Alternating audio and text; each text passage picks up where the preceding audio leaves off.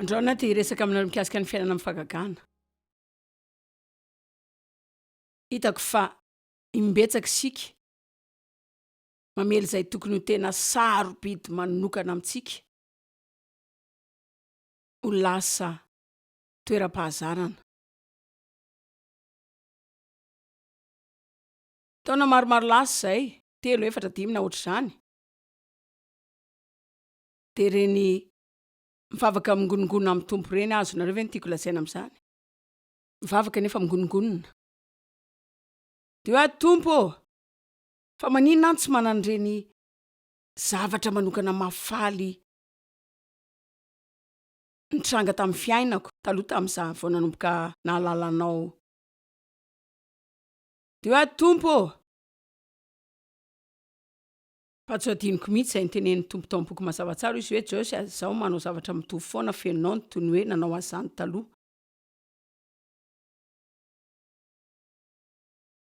Tadidiko ny fotoana nanokafako baiboly ka nijereko teny tao zay tena teny ho ato amin'izany andro zany fa saika nampitapitapy azy zany. Andriamanitra zao miteny amiko foana, tariny fanahiny, mandreny feony, manana ny fanatrehany. Nefa de nanana fahasahiana milaza amin'Andriamanitra. Fa manino ianao tsy manao ninninna? Amin'ny fiainako. Atsapako hoe ny androany de ho tena ho tsara ho antsika rehetra mazava ho azy efa nianatra zany tena faly mihitsy amin'izany ary efa niandry ihany koa tena volana maro mba hitondra ity teny ity. Fa nanantena afa zany de izy fetraka any amin'ny fiainanao androany ka mba tena nao fiovana maritra satria hitanareo za mihiny fa raha hiaina amin'ny fahagagana sika de tsy mba hanary fanantenana zany. Ary arakaraka ny fanantenantsika ny fanantenana afaka omentsika ny olo-kafa ary te hilaza aminareo fa miaina amin'ny fiarahamonina zay tena efa very fanantenana sika. Ary saika sika rery ny fahazavana hita amin'izany. Fa ny tany de maizina de maizina. Fa ny baiboly mampianatra antsika fa hoe ao anatin'izany rehetra zany de mila miha-mazava de miha-mazava ka mila mandrehatra jiro sika zany fa mila manova zavatra kely sika androany hariva. Mila fantatsika zay ananantsika de mila mianatra miaina mahagaga sika zany hoe mampitola gaga, mampivandravandra. Hoay, Andriamanitra izany.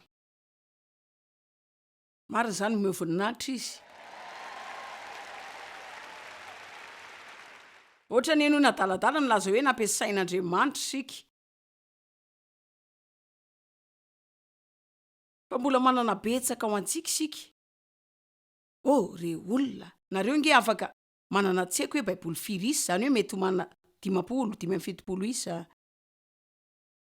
CD, DVD, de ireo karazana mozika zay azo eritreretina rehetra. Afaka mipetraka de manany ihany mpitoroteny rehetra amin'ny télé de maniratsira zay rehetra tsy tianao na tsy mifanaraka aminao.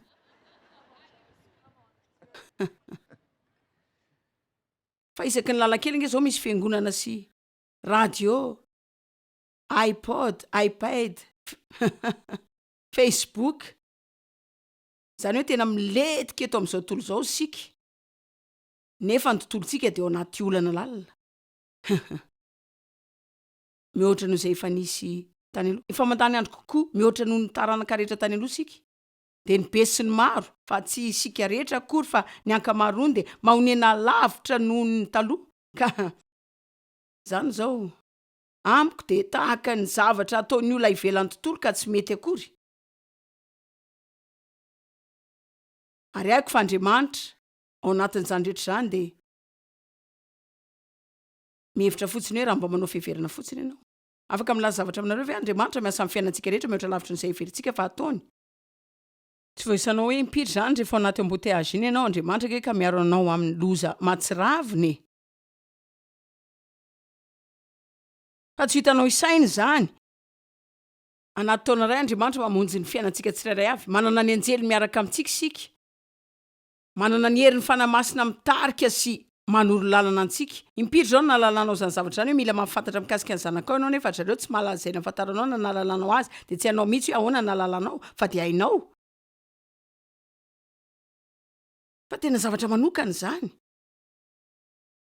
Ary mila laza mahagaga sika. Mila miaina mahagaga arakaraky ny mampagaga atsika no ifalitsika ihany koa no itombon'ny fanantenantsika, itombon'ny afalitsika no vao maika ahafahantsika manomboka mampiely fanantenana amin'izao tontolo zao.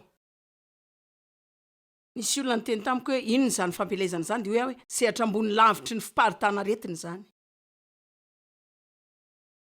Tamin'ny 2017 vola 10 tapitrisa maty ny influenza ary natsondry zareo hoe zany hoe arety mifindra. Fa rehefa vitantsika ny eto androany manantena fa aniraka anareo miaraka amin'ny toetra hoe andeha hivoakana de hanomboka anaparitaka ny aretim-panantenana. De laza zavatra aminareo raha tsy mahatra ny fampelezana ianao farafaratsy ny modidy afindraozany aretiny zany. Rehefa gaga amin'Andriamanitra sika ny olon-kafa koa de ho gaga amin'izany fa te hanomboka amin'ny firesana aminareo mikasika ny fiaran'ny fanekena. Hitanareo tena zava-dehibe teo amin'ny Israelita io fiara io. Andriamanitra no namorona azy, voarakotra volamena zany de nisy didy 10. Sezany famondram-pony eo an-tampony zany, eo no misy ny fanatrehan'Andriamanitra. Manaja ilay fiara izy ireo. Fa manokana zany. Manokana ny fanatrehan'Andriamanitra, tena masina zany, tsy misy mikasika izany. Tsy azoko asian-tanan'olo zany de voarakotra firavaka ny sisiny de misy filanjana ihany koa napetraka tamin'izany firavaka izany, ary olona voatokana ihany no voatendry hitondra n'izany filanjana izany, fandrao misy mikasika an'izany. Nahoana satria masina Andriamanitra. Mba hainareo ve fa masina Andriamanitra ka zay manao zay ikasiana azy nefa tsy nandalo an' Jesosy Kristy de tsy ahataty an'izany. Fa mila manaja ny fanatrehan'Andriamanitra kokoa sika. De mahitsy tsara fa mila fanajana kokoa sika amin'ny fivorim-piangonantsika, ny fivorintsika tsy de ajain'ny olona loatra zany fandehanana amin'ny antson'ny alitary zany.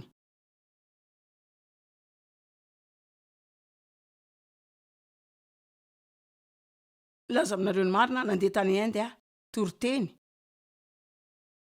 Ary tsy haiko zay nataony zareo tany fa nahita ireny olona ireny mipetraka teo a. Matetika misy fivoriana 4 ao anatin'ny andro ray. Mampianatra ray de misy olo-mpampianatra ray de tena nahita ireo olona ireo tokoa mipetraka teo efa ora 5 na 9 tamin'ny tany maloto ary tsy nanao zay hitsanganana akory mba handehanany misasa.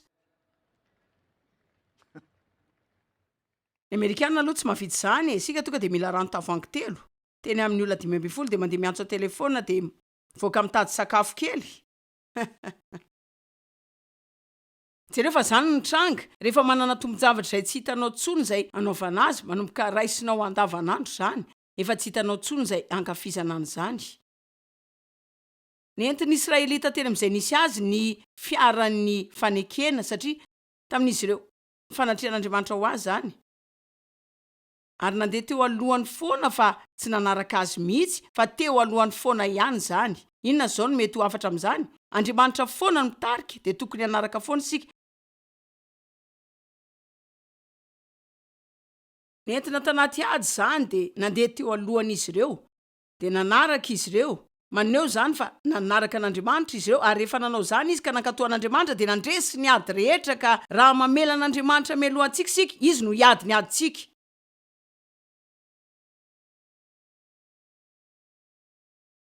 Rehefa vonina impitany Jordany, Josua sy ny Israelita ho any amin'ny tany Kanana, ny mpisorona voatendry no mandeha mialoha mitondra ny fiara fanatrehan'Andriamanitra zany. Ka rehefa nanatsoboka ny tongony tamin'ny rano izy, nisaraka zany de nandihy teo ny Israelita.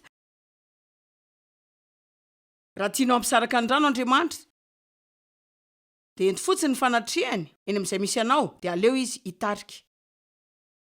Aleo izy hitarika. Sika matetika tsy de raika loatra araka ny tokony ho izy. Ny amin'ny tsy fankatoavana azy zao haiko fa tsy avelan'Andriamanitra manao zany fa tsy tokony nanao zany fa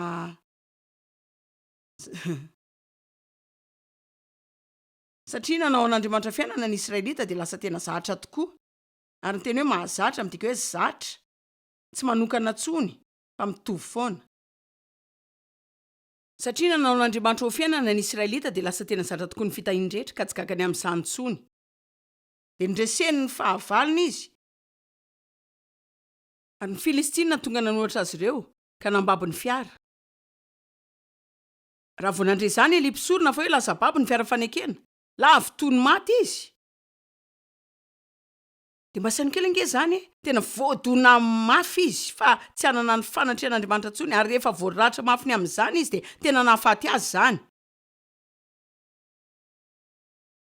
Rehefa nandre mikasika any amin'ny fiara fanekena mivinantony vavy izay bevoka dia nikohaka izy ka niteraka ny zanany dia natsoiny hoe kabody zany. Zany nodika hoe fa afa-boninahitra ny Israely. Hitanareo tsy tokony hitady fotoana ho any am-piangonana isika fa mila ny fanatrehan'Andriamanitra eny amin'izay alehantsika rehetra, ary raha mitaky kikika kely zany na asa daladala kely dia ataovy zany.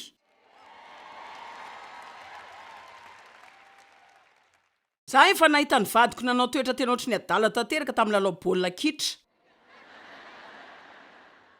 Ary ny zanako lahy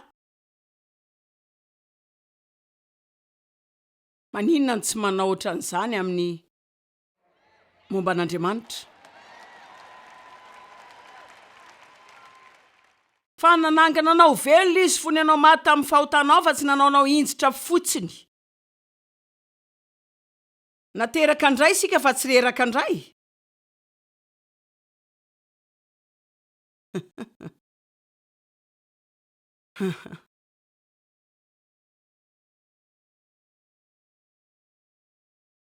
Fa aoka re isika tsy ho zatra loatra izay tokony ho tena mahagaga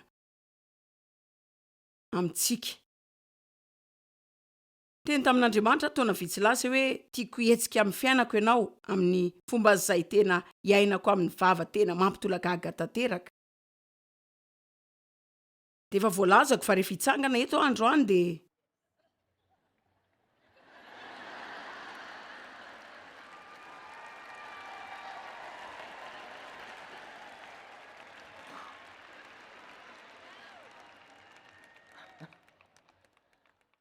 dimy arivo sy 4 alin'olona isika no miaraka eto.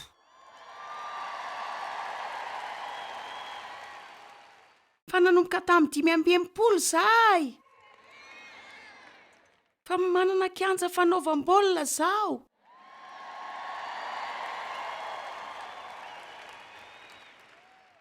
Zao fivoriana zao dia faharoa amin'ny fampidiram-bola eto amin'ity tanàna ity amin'izao.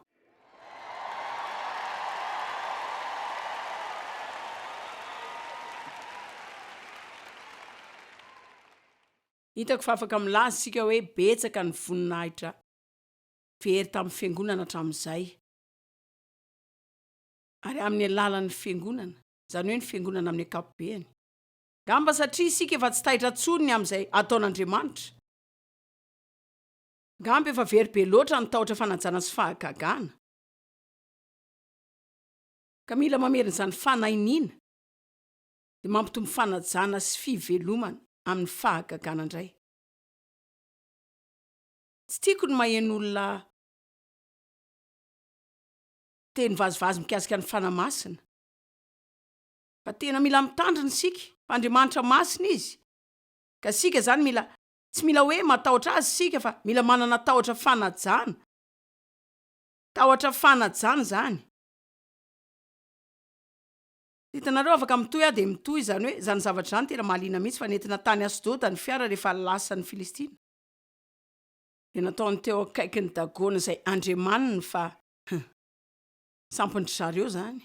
Maraina niny lozy, nianjera tamin'ny tarihany teo amin'ny tany dagona. Natsangany zareo indray zany. Hitanareo afaka verinareo apetraka foana ny andriamanika fa arak'izay tianao eo. Ary milaza zany tsy ho anareo eto fa ho andreo olona izay mety manova foana ny programan'ny teleany. Hoe afaka atsanganao foana ny andriamanika fa arak'izay tianao eo fa izahay manana ny Andriamanitra rehetra, mpanjaka ny mpanjaka sy tompony tompo.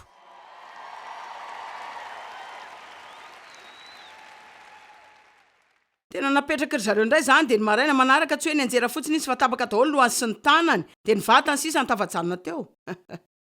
Tena milaza zavatra Andriamanitra zany. Mbola nanao tsy mety andro zareo ka feno voalavo ny toerana rehetra. Dia feno vaisy aretina ny olona ka dia nafindran'izy ireo toerana n'ilay fiara fa nataotra ny faty vokatry ny loza rehetra ry zareo, nazo aretina sy vai izy de nalefa ny tany ekrona ilay fiara fa nahazo tahotra izy, loza aretina sy vai, ny farany rehetra 7 volana de naveriny tany amin'ny Israely zany. Tsy hitanay zay atao amin'ity Andriamanitra ity, eto miverinany ianareo. Nataony ambony sarety zany, tarihan'ny omby.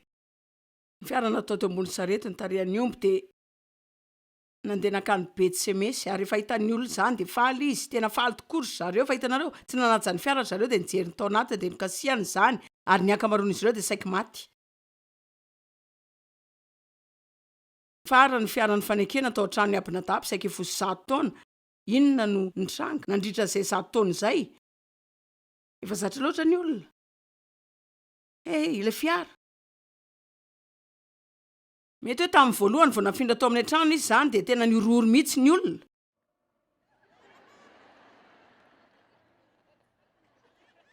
Ao an-tranonay ny fiaran'ny Jehova.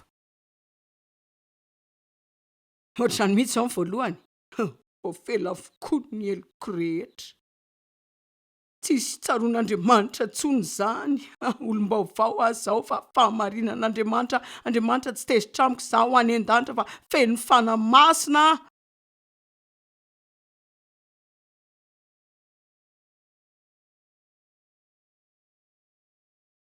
Herinandro vitsy avy eo, Andriamanitra tsy azoko hoe maninona tsy manao ninina amin'ny fiainako ianao raha tsy hanao zavatra ianao Andriamanitra tena mety so afaka ny anao zao tsony mihitsy. Afaka milaza zavatra ve raha tsy misy zavatra miova mihitsy amin'ny fiainantsika. Mandra-piveriny Jesosy indray de tokony mbola hifaly any sika ny amin'ny hoe sika nge tsy ho any amin'ny elo e. Afaka atao amen ve zany? Zao. Petraka teo le fiara de ny olona efa tena zatra-piazany, tsy haiko aloha mety tsy nanala vovoka ary zareo. Mety efa nataony tanaty efitrano azy zany de mety nakato ny trano rery tao fa tsy de nirarahina. Nde ataoko ohatra ty hoe ty zao sosina salady. De ianao inona ny fandraisan'ny salady afagagan'Andriamanitra? Hitako hoe zao no nitranga amin'ny fiainantsika, avelantsika mijanona any amin'ny farany any Andriamanitra. De karazany ohatran'izany. Hitanareo ny zavatra tsara rehetra mijanona any ambany any daholo. De ianareo zavatra tiako atao eto androany fa hanotsana anareo a. Ka Andriamanitra zao de miverina indray ampifangaro ny zavatra rehetra ataonao, ny hevitrao rehetra, teninao rehetra, ny fialambolinao rehetra, ny teninao rehetra sy zay rehetra ataonao. Amen. Fa zany mihitsy zany resaka zany. Tonga ianao de nampifalifaliana teto indray de mody indray tsy miandry ela ny olanao ny olona ary devoly koa mitroka zany ala aminao indray de mila miverina ianao makadozy hafa indray. Nao miteboka zay ahalalantsika ny fomba hanomezana zany ny tenantsika, tsy mila mandeha mitady zany an-toeran-kafa. Tsy tiako hijanona tsoavy zany nareo fa hitanareo zao, tiako mba hanampy olo-kafa koa nareo. Fa zao hainao inona nitranga? Fa tsy ho ely zany. Ary nasaraka andrehetra indray zany. De ilahintsika ampifangaroana indray. Ampifangaroa indray. Hitanareo Paul ny tenany Timoty, ampifangaroa ny tenanao. Timoty azo tahotra. Rehefa nahita ny zavatra nitranga, ny fanenjehana rehetra ny apôstôly de azo tahotra izy ary ngamba mety efa te hiala tamin'ny asa fanompony aza tsy haiko aloha. Fa hoy Paul hoe aetseo ny fanomezam-pahasoavana ao anatinao amin'ny fahatsiarovana. Amin'ny fahatsiarovana ny fanomezana zay anananao tamin'ny fametrahan-tanany loholona zay nanao zano anao. Fa tsy nomen'Andriamanitra fanahy osika fa fanahy mahery sy fitiavana ary fahononan-tena. Hitanareo miresaka matetika ny fanadinona ny lasa sika fa te hiteny zavatra aminareo misy zavatra sasany tany amin'ny lasa mila tadiditsika. De zao no hitako fa ataotsika, hitako fa adintsika zay tokony ho tadina ary tadiditsika zay tokony ho adinona.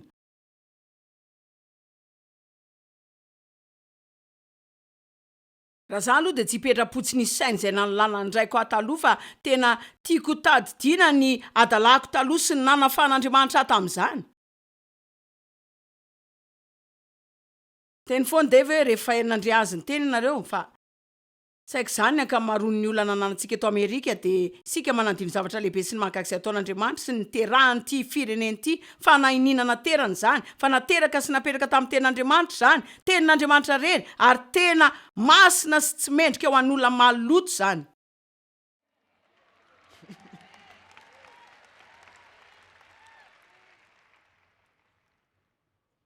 So de zary zany ndao ny fahagagan'ny fanatrehan'Andriamanitra tsy ataontsika any amin'ny ambanin'ny fiainantsika foana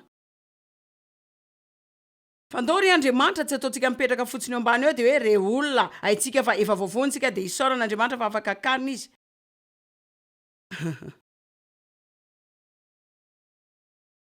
Rehefa mila vontsika fa efa tena leo nijery olona azy tonga miteny amiko fahasimbany fiaina sy nazony olana maro nefa izy ireny de olona nisy fotoana efa nandeha tamin'ny fandresena de tsy niova aloha fa rehefa nandeha teny ny fotoana de nandao ny fandanimpotoanany amin'ny teny izy niala tamin'ny fandanimpotoanany araka amin'Andriamanitra janona tsy nakany am-piangonana niaraka tamin'ny mpintsony izy fa rehefa misy olana ndray afaka milaza zavatra aminareo ave zay zavatra nilay nataonao na azon'izay efa azonao de mila manao zany foana ianao iazonana sy hitehirizana zany. Amen.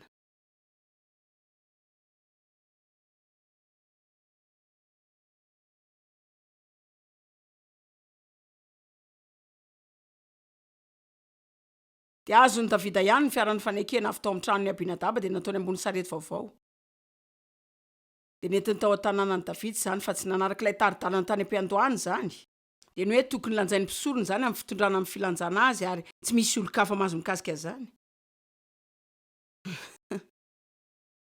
Tsy azonao entina amin'ny sarety Andriamanitra de etiketinao eny.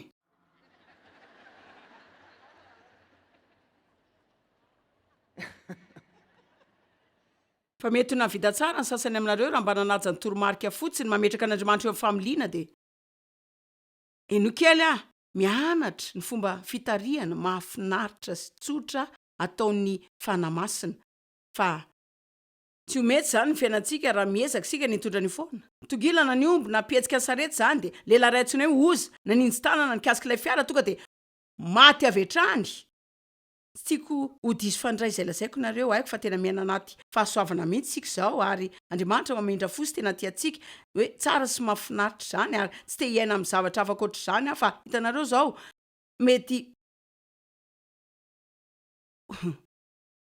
ho tsara ho antsika ihany zany na sasany amintsika mahazo kapaka kely amin'ny lohany. Tsy tena mahay loatra ny tantarany Ananiasy sy Safira fa inoko fa nahakasika ny fiangonana tanteraka rehefa hoe nandaiga tamin'ny fanamasina izy eo de maty. Ny any fantatra de hoe miaina amin'ny vanim-potoana zay mampaharim-po an'Andriamanitra sika ary tena gaga.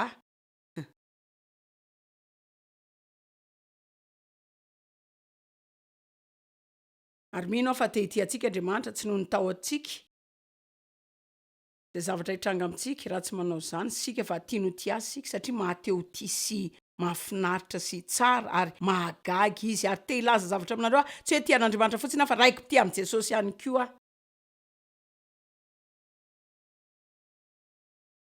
Zavadrehetra amiko izy zao maty Saoly de lasa mpanjaka Davida nanapa-kevitra ny hitondra ny fiaran'ny fanekenao tanàna indray ary tamin'io izy nanao ny tokony atao. Fa rehefa tena manana olana sika matetika sika saika lasa manao ny tokony atao. Nandihy ny olona de nihira de nifaly teo anoloan'ny fiara Davida satria faly loatra tena faly loatra izy faly ny amin'ny fanatrehan'Andriamanitra indray zay efa tena nanariany lambany ka nandizany eraky ny lalana. Fa hoy ny vadiny hoe tena adala mamenatra ianao tena adala ianao. Tsy haiko aloha ny aminareo fa nanapa-kevitra no adala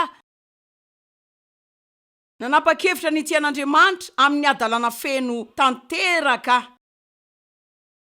Amen. Fa tsy mangina ny mpanota.